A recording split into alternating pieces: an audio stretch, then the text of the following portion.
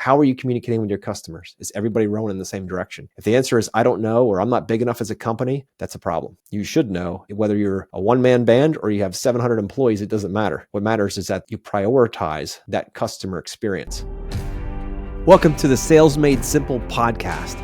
This podcast is dedicated to helping overwhelmed outdoor living professionals, landscapers, and hardscapers just like you increase your closing rate to over 75% without doubling your workload so you can build a seven-figure business that doesn't need you.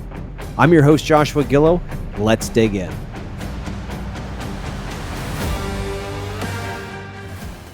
Welcome back to this week. We're going to unpack the episode that I just did last time with Kevin Scott over there in Muskoka Landscapers. They're doing some crazy stuff. If you haven't listened to my podcast episode from a couple of years back, go back and look for his name.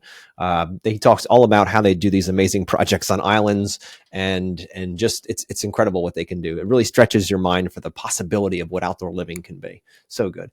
So one thing that did come up during our last episode, and if you haven't listened to that one, that's just the last one we had there where we talk about his sales system, is he came up with this, and we were talking about how he changed the way that he presents his proposals now, especially for projects without designs or even with projects with designs. But the idea here is that if you're the kind of contractor that says, look, I know what Mrs. Jones wants. I provided a proposal and I emailed it to her. I'm done. I'm going to move on to the next project.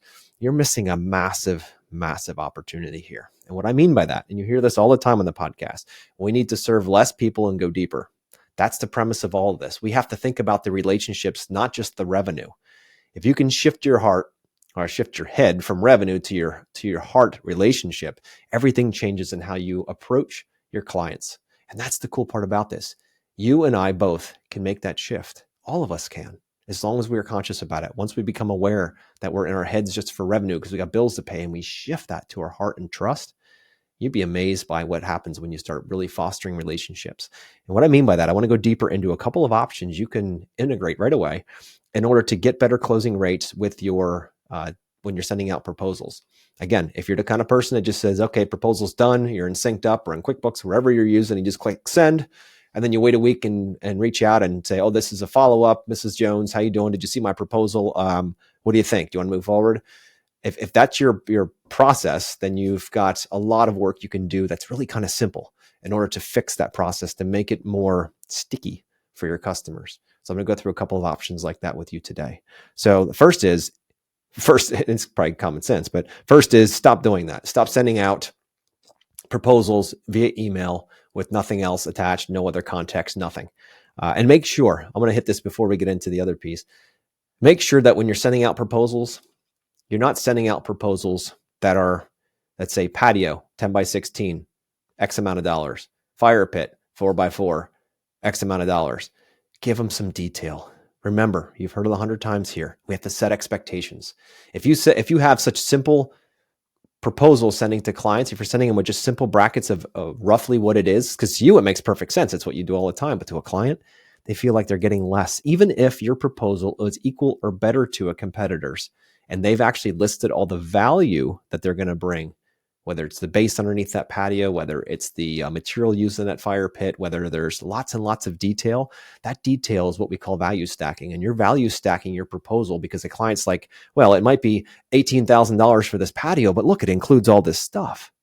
Versus patio, $18,000, and they feel like I'm getting less, even if you're giving more than a competitor who has a more detailed proposal. Plus, with a more detailed proposal, you have something to go back to, because I sure hope they're signing those proposals when they accept the project and give you a deposit. When they sign it, now you have something to go back and say, look, Mrs. Jones, you point to it and like, look, it said right here that we're not fixing the lawn. And you sign this when she says the lawn should have been included, right? You have something to go back, but without detail, you're not going to have any of that. So I say that first and foremost, make sure your proposals are detailed, because that detail is value, and that value helps turn the client from I don't know to yes, I'm moving forward. That's a simple thing you can do that'll help boost your closing rate immediately. Second, if you want to up this one more level and take it to the next level, don't just send the proposal. Either go there in person and walk through the problem or the problem with the proposal with them step by step. That's one option, but that's very time consuming. Still not a bad idea. Make sure that they can ask questions, answer questions, all that stuff in real time. Second option is like what Kevin was talking about. He'll actually send the proposal, and then go to a Zoom and say, let's walk through it. Because here's what happens.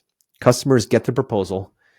Hopefully by now they have a good idea of what budget should be. So that should not be a surprise. And if it is a surprise, reach out to me. You can book a call in the show notes, and we can talk to you about how to set those expectations early so that when they get the proposal, it's not a shock to them on what it should cost. That needs to be discovered very early in your relationship to make sure you're a good fit. So assuming they already know that, they look at it and there shouldn't be a whole lot of shock, but there are going to be questions. And if you give them a proposal and let them look at it, and now all of a sudden these questions come up, what do you think happens in their mind?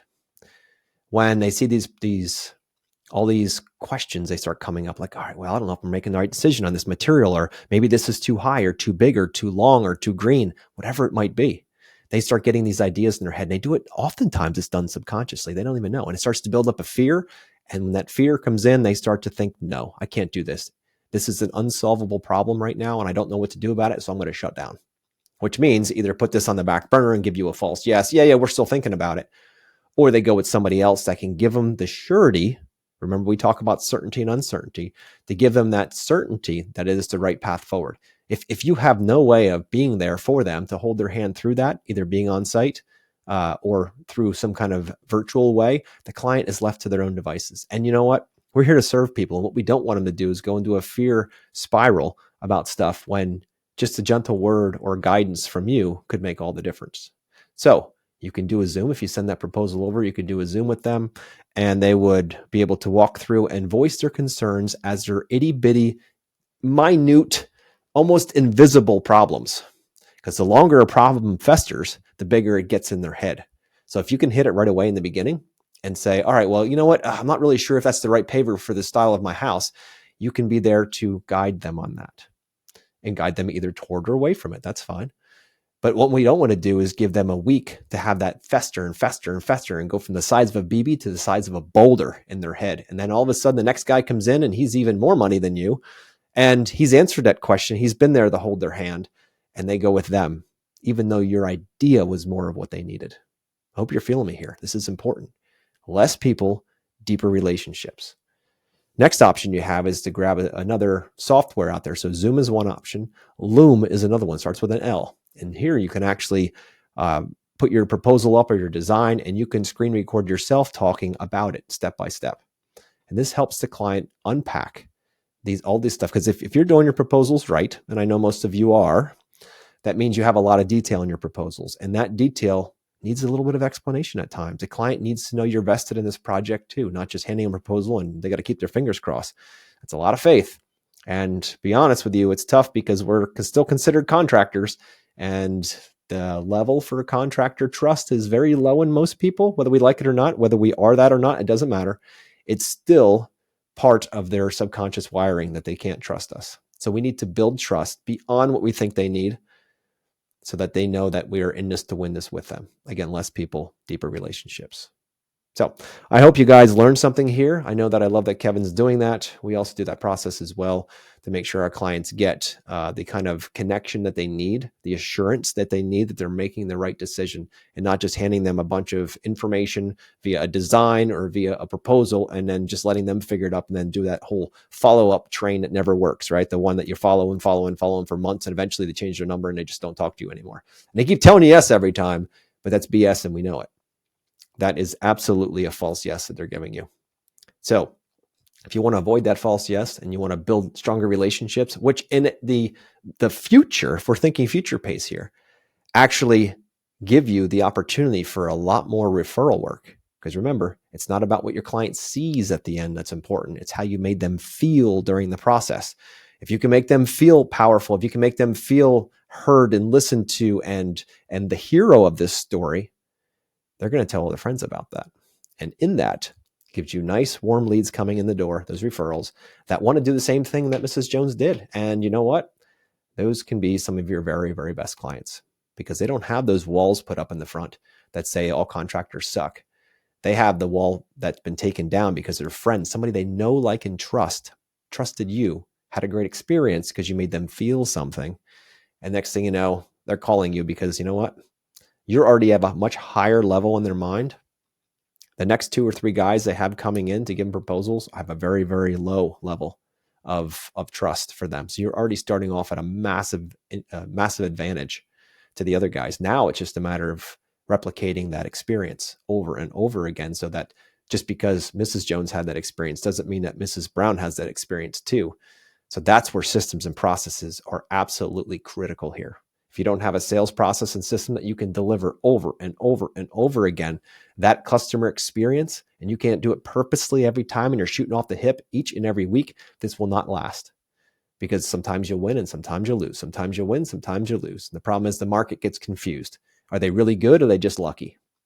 When you can get really good at delivering that same experience over and over and over and over again, because you have a system that is bolted into your company, that is the operating system of your company, like your phone, right? It has an operating system, the same thing inside of your company. How are you communicating with your customers? Is everybody rowing in the same direction? If the answer is, I don't know, or I'm not big enough as a company, that's a problem. You should know. And whether you're a one-man band or you have 700 employees, it doesn't matter. What matters is that you prioritize that customer experience, because that, my friends, is what's going to make the next deal much quicker, faster, and simpler to move through into your pipeline. But you need to be able to consistently deliver those incredible experiences to customers, because that's what we're in, everybody.